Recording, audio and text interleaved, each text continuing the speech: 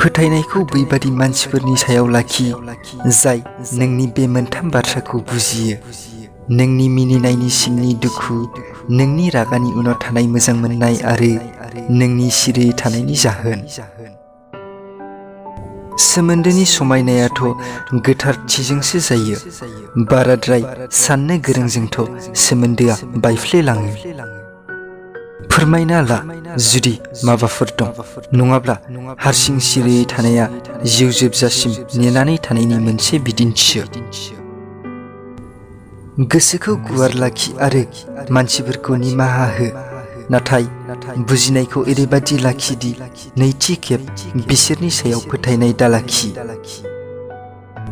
आंनि गोसोआ बुङो दि मानसिफोरखौ फोथायनो नाथाय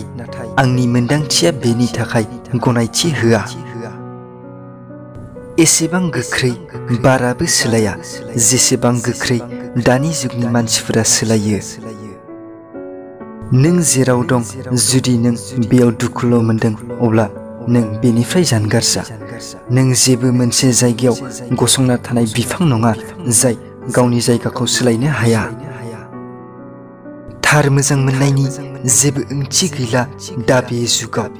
दा मानसिफोरा मोजां मोननाय नङा मानसिफोरनि थाखाय मोजां मोननाया मोनसे गेलेनायसो जालांबाय मोनसे स्टेशन बादि जिउ जालांबाय दा गासैबो